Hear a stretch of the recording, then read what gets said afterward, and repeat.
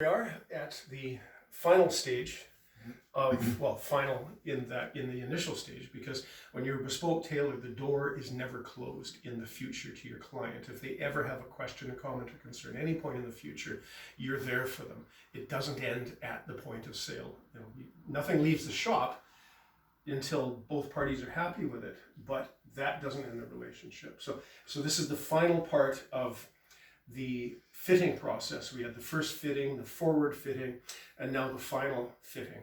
From the forward fitting, as you've seen, I checked to make sure everything was right. I moved one buckle, I moved one strap, made some notes, and then went back to the shop, made those changes, put on the top band, put on the lining, and here we are at the final fitting. Even though the thing's done, and I'm sure that everything's fine, I'm still coming to make sure, because if there is any questions, comments, or concerns at this point, it's absolutely vital that we address them here. So we've put the kilt on, and I'm quite pleased. I've left the basting in the back. We'll remove that.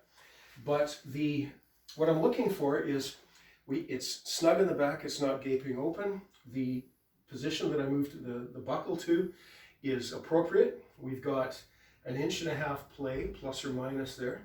The edge of the outside apron, which when laid flat on the table is actually a very subtle powder horn curve, looks essentially straight as it hangs here, and that tells us that we have correctly made allowances for the musculature of the leg.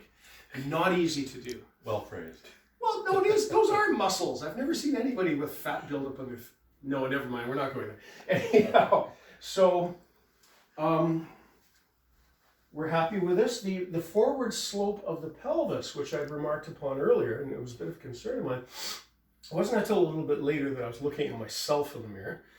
And we're not going to go down that rabbit hole. But I noticed that I had something of the same. So perhaps this is just the first time that it's been noticeable enough for me to actually pay attention to it. But it has no apparent effect in the kilt. And I have seen people in the past where the front of their kilt is hanging lower than the rear, and that's something we have to address. But we're okay here.